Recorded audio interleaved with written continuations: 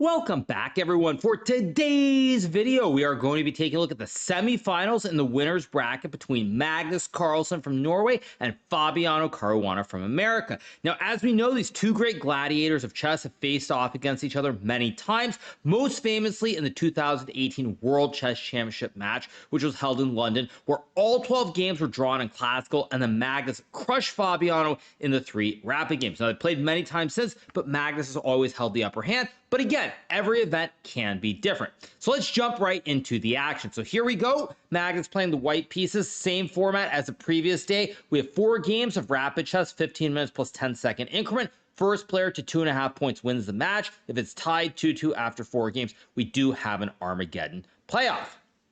All right, so game number 1 of the match, Magnus with the white pieces opens with the move e4. Fabiano plays the e5. Mr. Steady, Mr. Reliable, we get knight f3, and Fabiano plays knight c6. Now, one interesting thing is that in the World Championship match, and for a very long time, Fabiano was actually playing what we call the Petrov's defense, or the Russian variation with knight to f6 here. Now, Fabiano, in some of his podcasts, most famously with me after I won the American Cup back in March of 2023, said that he felt that playing knight c6 and trying to play the Berlin defense was objectively the most solid way to play.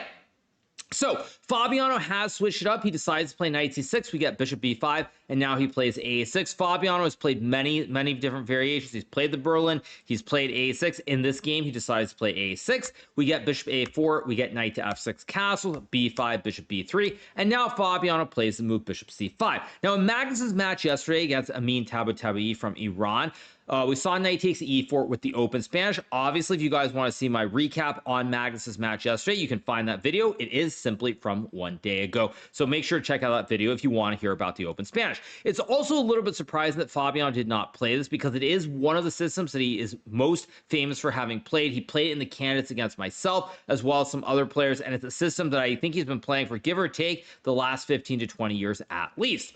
At any rate, Fabiano also can play the Archangel like he does in this game with bishop c5. We get c3 from Magnus. We get d6, d4, bishop b6, all very standard. And now we have this move bishop e3. Now, bishop e3 is a completely reasonable move, but generally the top level, most games start with a4, rook b8, takes, and white has moves like knight to a3, bishop g5, potentially queen d3 as well, and there's a ton of theory in all these different variations, but Magnus decides instead to opt for bishop e3. Fabiano castles. Knight takes e4 looks like a free pawn here, but this simply would be poison because after knight takes e4, there's bishop d5, and black will lose one of these 2 knights. We, of course, also have the classic wooden shield in the middle of the board with this light square bishop.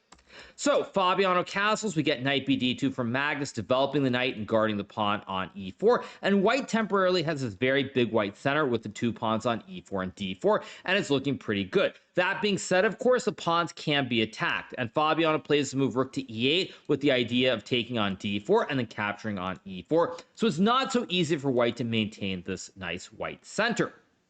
So after rook to e8, we get rook to e1 from Magnus. Now we get h6. If you were to take on d4 here, it doesn't actually quite work, because after cd4, knight takes e4. There are probably several ways to win, but I think probably the simplest is once again the classic. I was going to say the classic wooden shield with bishop d5. Computer actually likes knight g5 a little bit more with ideas like queen h5, and there are all kinds of problems on the diagonals. But at any rate, there are multiple ways for white to win, including bishop d5 here, hitting the rook and the knight. So Fabiano can't take what looks like a free pawn. So after rook e1, we get h6 here from Fabiano, a very pragmatic move. It stops any ideas with knight g5 to go after the pawn on f7. Magnus now plays h3, also a logical move. Of course, both players have created the lift for the kings, but h3 stops black from ever playing either bishop to g4 and trying to put pressure on this d4 pawn in the center of the board, or going knight g4 and going after the bishop. So h3 is very nice because it stops both of these 2 moves. So we get e takes d4, Magnus takes back, Fabiano plays knight b4. Worth noting, of course, that we're still well within the theory base here for both players. Fabiano moving pretty much instantly so far. So we get knight b4. Now Magnus plays this interesting move, queen to e2, after a very long thing. This, of course, shows how strong Fabiano is, because at this point in the game, Magnus has only used about 1:20, but he spends a lot of time, nearly 5.5 minutes, on this move, queen to e2 here, and Fabiano blitzes out c5 instantly, which shows, once again, as I and other commentators have said on many occasions, that Fabiano's opening preparation is out of this world, and he's by far and away the best prepared player, alongside Anish Giri. So we get c5 being played here by Fabiano. Magnus plays a3, attacking the knight, and now Fabiano plays c4. All these moves coming instantly. Fabiano, known as Mr. Prep, showing why he's earned that moniker. So we get c4, a takes b4, c takes b3, d5, and here Fabiano spends a little bit of time, but not that long, before taking on e3. Now after bishop e3, we get queen takes e3, knight takes d5, and now Magnus plays this tricky move, queen d4. On first glance, you would probably think white should take the pawn with the queen, but after knight to f4 here, black is probably doing completely fine, and I do think that based on the time usage in this game so far, after Magnus played queen d4, Fabiano played this knight f4 move, probably because in his memory, he recalled that after queen takes b3, knight f4 was the top computer line. So when Magnus played this move, queen d4, Fabiano was taking a little bit aback, and I think that because he's taking a little bit aback here, he's starting to think in his mind, well, which variations, when white moves the queen somewhere, where does the knight go? And he's probably thinking, well, if after queen b3, knight f4 is right, well, after queen d4, it must be the right move. But the computer actually prefers this move, knight to f6 here, because after knight takes b3 and bishop b7, it's not really clear how white will guard this pawn without retreating one of these knights. Now, if you bring this knight from b3 back to d2, you will no longer have ideas like knight a5 down the road, which does occur in the game.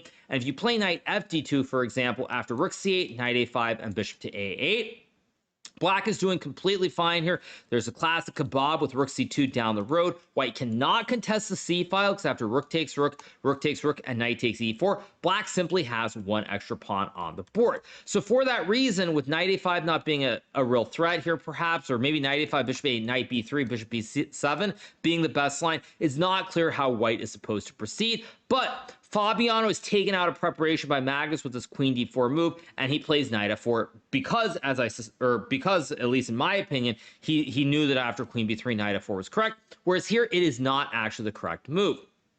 So we get knight takes b3, and now we have bishop e6 played by Fabiano. The main reason that I think the computer doesn't like this is very specifically because black cannot put pressure on the pawn at e4 anymore, and all the attacks towards his pawn on h3 are a little bit superficial. Of course, that being said, Fabiano is a human player. No doubt he has studied many games of the famous world chess champion Garry Kasparov, alongside the many Gary-isms, or the Gary memes, including the one of a knight being on f4, f5 being worth at least one pawn. But the computer simply doesn't care with what Gary chess thinks, and shows that this is actually not really worth it. So after bishop e6, we get knight to a5 here. Fabiano now plays move queen d7 with the idea of trying to sacrifice on h3. Let's say white were to play a move like rook ac1. Now bishop takes h3 would be a very serious problem for white, because if you take the bishop after queen takes h3, your knight's under attack, but I'm also threatening mate in 1 on g2. So if you guard the knight, spaghetti-o, checkmate in 1. If you go knight to h4, I can simply just take the knight. I have a bunch of extra pawns here. I'm going to be mating on g2 or rook lifting to g6, and it's totally over. So in this position, Magnus plays move queen to e3. Fabiano plays g5 here, trying to plant this knight on f4, but now Magnus is able to play this move knight d4, removing the knight from the f3 square, putting it on a nice square where it can maybe jump to f5, maybe support the other knight jumping to c6, but also preventing any sacrifice on the h3 square, because the queen will always be preventing queen takes h3 at the end of the line. So here, Fabiano plays f5. Worth noting, of course, Fabiano way up on time here, still playing very good moves, up 5 minutes. It's still, I would say, within the realm of where Fabiano should have good chances to at least draw the game, if not press Magnus. So we get f5. Magnus plays the move queen to g3 here. Fabiano takes. If you were to take the pawn on f5 with e takes f5 after bishop d5, we have the wooden shield. But additionally, white will also be losing this pawn on g2 on the next turn. Let's just say queen g3. And after knight takes g2, rook e8, rook e8. Black should be much better because the knight on a5 simply is doing absolutely nothing here whatsoever. And your king side is a little bit weak here, so black should have a big advantage.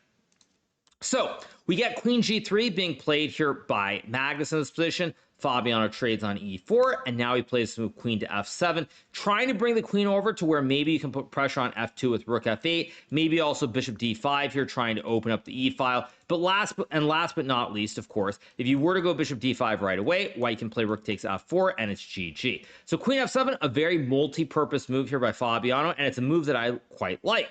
Now here, Magnus goes knight b7 after a relatively short think of about 25 seconds, playing this move knight to b7, and here Fabiano goes wrong by taking the knight on this b7 square. Now, the computer line here that's apparently very good is pretty dank. It's not something that I think you're going to find in a quick game. Maybe if you have 20 minutes on the clock here, you can find the line. Computer actually thinks that this move bishop d5 is the best line. And on first glance, you probably think, well, knight takes d6, force the queen, force the rook. What am I doing? I'm just going to lose the game here, right? But after rook takes e4, knight takes f7, and king takes f7, suddenly white cannot actually guard this knight on d4. If you move it, there's knight e2, forking the king and the queen. If you guard with the rook, I can sack the rook with rook takes d4. If you take back, once again, we have the family fork with knight e2 hitting the queen, the rook, and the king at the same time. And if you were to play a move like queen c3, again, I can still just take the knight, because after queen d4, there would be knight e2 forking the king and the queen. So computer really likes bishop d5. Again, I think in human practice, very limited time, it's not an obvious move to find.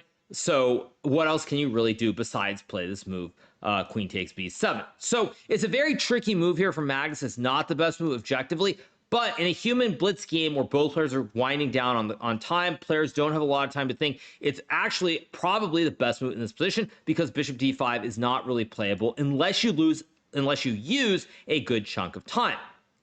So here Fabiano decides to take. Magnus now takes on f4, and at this point, Fabiano is actually in a lot of trouble for a couple of reasons. First of all, his king is very weak. He's pushed the p in front of the king. Secondarily, look at these pawns on the queen side. Even though the pawns are doubled, they're on dark squares, so the bishop can never touch the pawns on b4, b2. So you have a weak king, bishop has very limited targets, and you have a weak pawn on a6, and the knight on d4 is also perfectly placed to target the pawn, go to f5, hit the bishop, or go to c6. So all of these trumps in the position mean that Magnus is very much in the driver's seat now. And the last problem with the position is that in a knight versus bishop situation, I cannot stress this enough, especially in rapid and blitz, and we saw this in the match between Magnus and Pragnananta.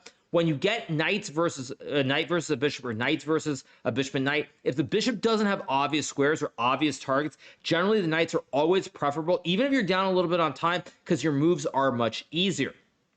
So Fabiano goes queen g7, Magnus plays rook e4, and now Fabiano plays an absolute howler with this move, bishop takes h3, and this effectively loses the game on the spot. Now, it's kind of shocking that Fabiano played this move after only about a 35-second think here. He was ahead on the clock throughout the entire game, and perhaps here he started feeling like the position's a little bit dangerous, and he just tried to go for the desperado. Now, I don't blame Fabiano in the least for going for the desperado, because you have two problems. First of all, the bishop on e6 is under attack, but also your pawn on d6 is under attack as well. So for example, if you were to play a move like bishop to d5, white can trade the rooks on e8 and now play this move knight to f5, and suddenly your queen and your pawn are very weak. If you play a move like queen f6, I can go knight to e3, let's just say bishop b7 to guard the pawn, and after rook to d1 here, white has a huge advantage, because when you guard with rook d8, now white can play a move like knight to g4, or maybe even h4. Your bishop is very, very passive on this diagonal.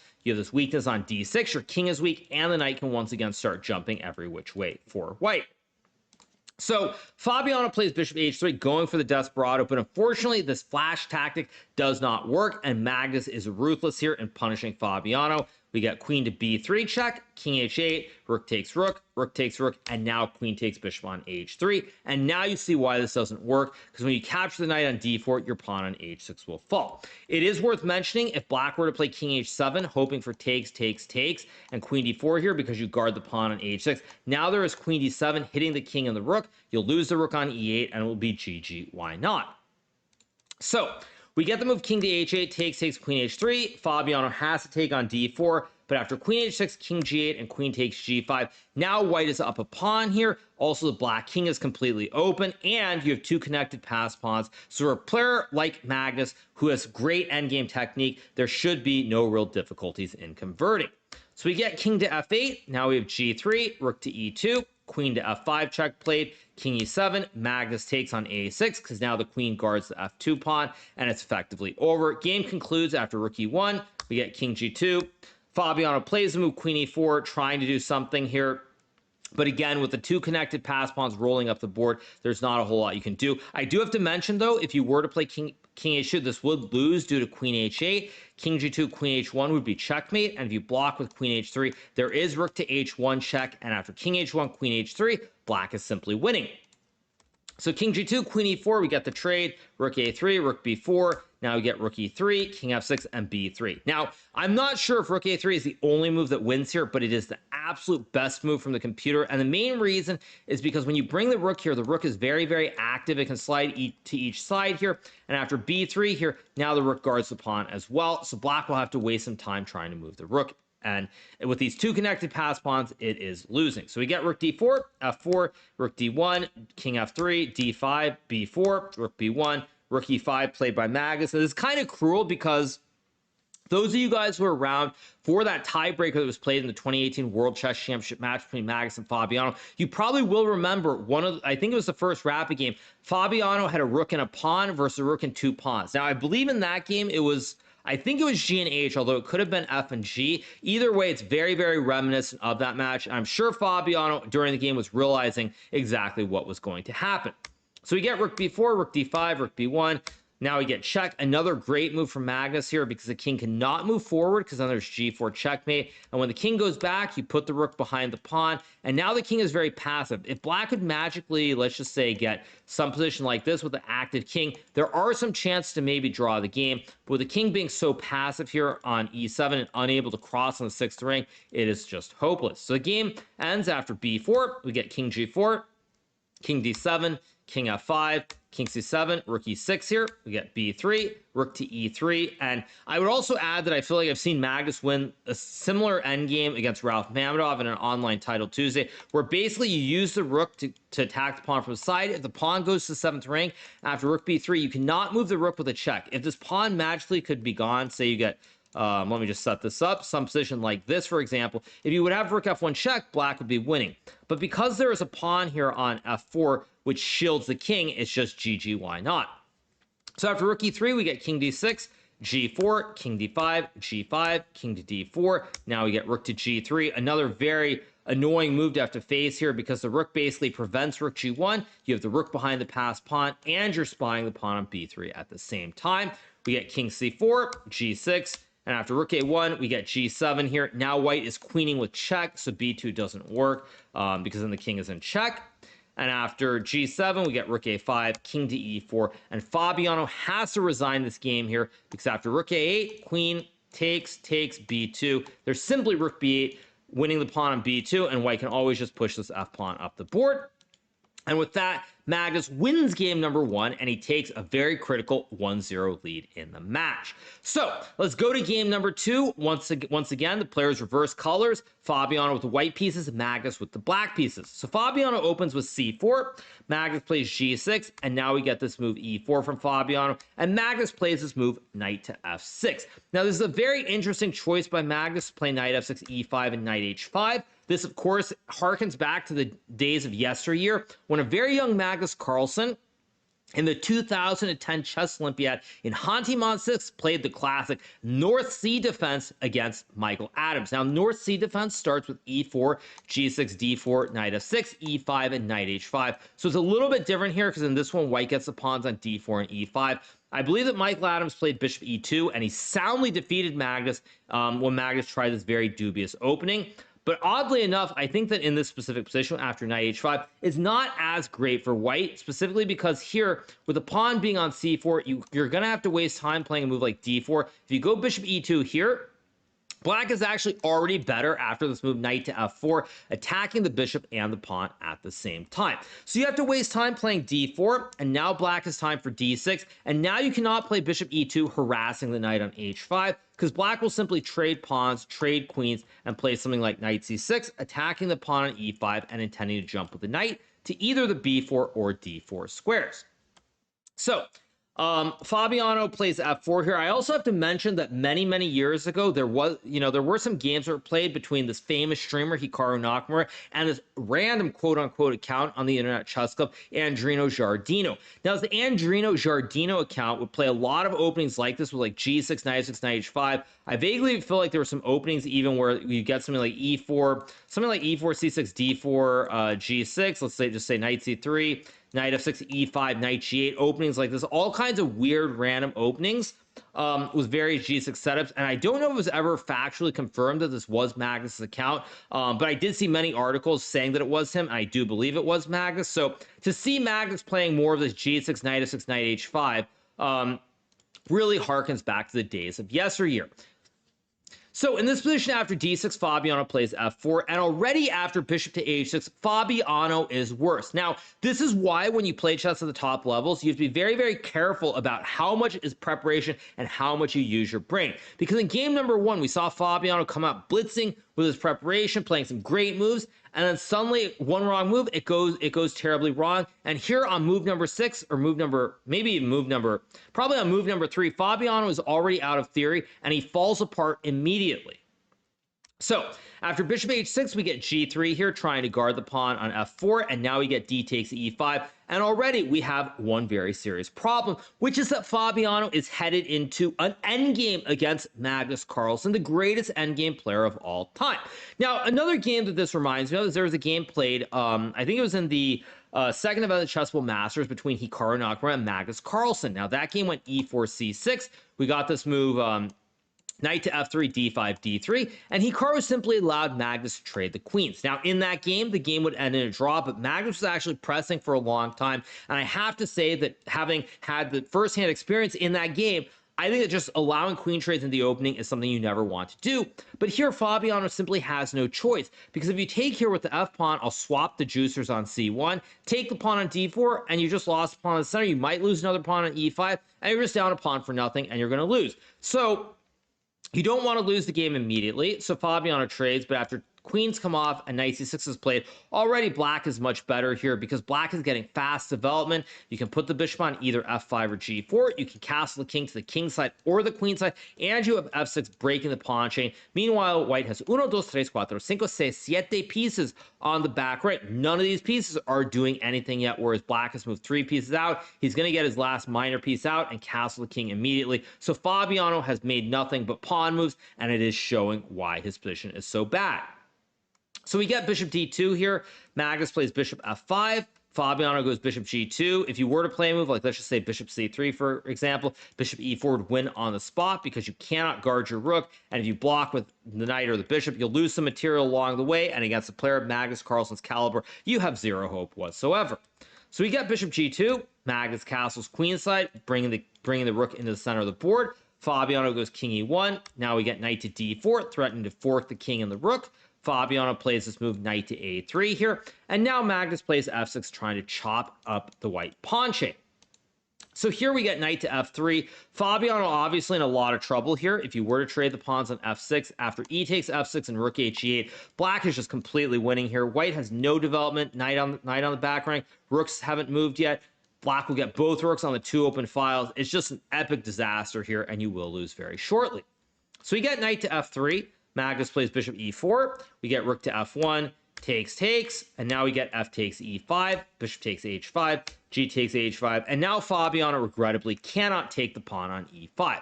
If you were to take the pawn on e5, black can swap the juicers on d2. There's knight b3 with the double check and the fossil, and after king c3, takes, and rook f8, black controls the 2 open files with the 2 towers, and that will be GG, why not? So Fabiano plays rook d1, Magnus plays rook f8. Now we get bishop c3 here. Rook f5 played, rook f2, h4. Very nice move by Magnus here, because the one problem for him is the sets of double pawns.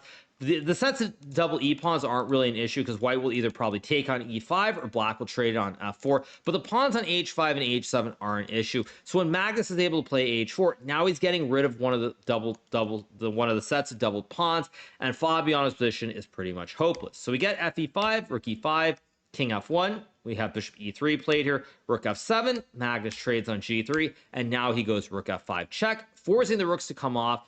And now in this position, Just like that, we've reached an endgame, but it is a miserable endgame. White is simply down one pawn here. Black has an extra pawn in a knight's endgame, and you just lose. Basically, you just lose. If your opponent plays this endgame correctly, you will lose here. And the other thing that I should point out is probably the trickiest endgames objectively are endgames with knights on the board. And generally speaking, in knight endgames where one side has an extra pawn, you will almost always have very, very good winning chances, if not, in fact, being technically winning. So after knight c6, we get knight to b5 from Fabiano. Magnus plays king d7, knight c3, trying to reactivate the knight towards the center of the board, maybe go after the h pawn, maybe try to pressure the pawns on c7 and e7, something of this nature. So we get king to e6, knight to b5, king to f5 played here by Magnus. Just excellent understanding from Magnus, realizing that he can just give up this pawn on c7 and run the king to g4. So Fabiano takes on c7, we get king g4, king f2, and now this move knight to b4. And even though material is even, white is completely lost here, because if you ever lose a g-pawn, black is going to have the wide peepos on the e and the h files, and you can't really save all your queenside pawns either here. Fabiano goes b3. If you were to play a3, there's knight d3 check, king g2, knight takes b2, let's say c5 and knight d3, and black is just completely winning. And if you were to play, I mean, I guess you can't really push the pawn. If you were to play a move like knight d5 here, I think after takes, king f5, king e3, king e5, black once again is going to win this pawn on d5, have an extra pawn, and it should be the very basic king and pawn endgame, which black will win. So Fabiano goes b3, Magnus takes on a2, we get knight to d5, and now Magnus again finds the absolute best move in the position, which is a5. I suspect that here Fabiano thought he was losing, but he probably didn't realize just how losing it is, because in this position, if black were to push the e-pawn to avoid it being captured, there's always some knight f6, knight h7 idea. Now, mind you, this is still completely winning for black after knight to c1, because b4, knight d3 wins the pawn, but nonetheless, a5 is the absolute best move, because what it does is that now if white takes the pawn on e7, there's knight to c1, and you can no longer push the pawn without it being captured. If you don't push the pawn, let's say knight d5, knight b3, now you have this outside pass pawn on the edge of the board, very similar to the game between Magnus and Amin yesterday, which Magnus won, and it's just hopeless.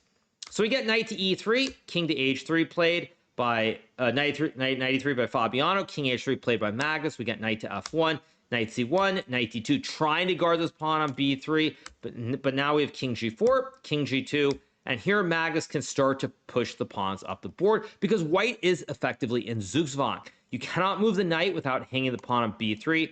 You can always go c5, I guess, but after c5, black can always just like push the pawn to e6, maybe even just go king f5, king e5. Either way, white doesn't really have any moves. So here Fabiano plays king f2. We get pawn to e5, king g2. We get e4 here. A very nasty move from Magnus, basically forcing Fabiano to have to try and take this pawn on e4, or potentially end up giving black an outside h pawn. If white takes on e4 after knight b3, you have the outside a pawn, and you should win this in a very straightforward manner after knight c3, knight c5, and a4, a3. And after Fabiano plays king f2 here, now Magnus plays the e3, and after king e3, king takes g3, black gets an outside pass pawn on the other side of the board, and here it's actually even worse, because now you're going to have to use the knight to stop the pawn, but you will lose your pawn on b3. So we get knight e4, king g2, king to d2 played, knight takes b3, we get king to c3, and after h4, Fabiano Caruana resigns this game against Magnus Carlsen because there's no way to stop the pawn. If you take the horse after h3, this king covers the two squares on f2 and g3, and your knight can't get back. I'm just going h2, h1. The only way to stop the pawn is by putting the knight on one of those two squares, and on either square, the knight will get captured. So black will get an extra queen here, and there's no chance for Fabiano to save the game. Additionally, if you play knight g5 trying to stop the pawn, black can simply retreat with the knight here to c5, and after king d4, black can now push a4. We have the split wide peepos, split as wide as possible on the board. Again, same as in the match between Magnus and Amin yesterday. If white takes knight, you go a3, king b4, a2, black gets a queen and wins. And if you go king c3, I can probably win many different ways, but probably simplest is to play a3 here, king c2, and then king g3, king b1, king g4, forcing this knight to move. Can't go to either e4 or e6, and after knight f7, h3, knight e5, king g3. Knight can only go to f3 or g4, where it will be captured, or black is going to push the h-pawn down the board, get a queen, and win the game once again. So an absolutely dominating performance from Magnus to win the second game of the match to take a 2-0 lead. Now, Magnus would rather shockingly lose game 3 with the white pieces, but he would steady himself and draw game 4 with the black pieces to win the match by a score of 2.5 to 1.5, and he advances to the final of the winner's bracket, where he will be playing against Alireza Firouzja, who won a very, very nice match against Wesley. So I guess I should double check to make sure that's correct, but I'm pretty sure it's correct. So Magnus advanced to the final, just an absolutely dominating performance, showing once again how good he is in endgames, how critical precision is. Fabiano, for example, in the first game, came up with like 20 moves of preparation, made one wrong move, couldn't find the absolute precise continuation, and lost because of it. And then in the second game, Magnus plays an opening that's a little bit offbeat. Fabiano isn't quite sure what to do, ends up trading queens into an endgame on move number 6, and just gets blown away without a chance. And when you see these games from Magnus, sometimes you do think to yourself, well, if he's playing like this, what can we do? He just is the greatest player. And that is the reality. But for those of us who do try to compete against him, you just show up and you hope that next time will be different. But when Magnus is playing like he is over the last 2.5 weeks, it's very, very difficult, if not impossible, to stop him. But out of all the players who are up and coming, Alireza is the player who many have anointed as a potential successor to Magnus in terms of becoming the next world champion or top-ranked player. So we will see if Alireza can keep it together, try and stop the Magnus train that's rolling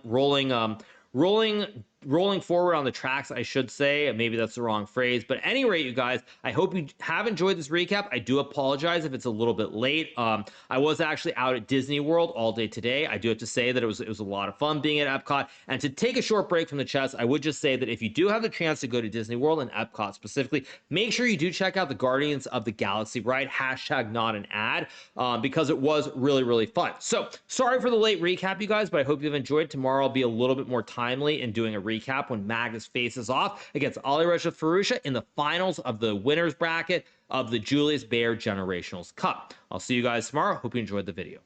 Bye.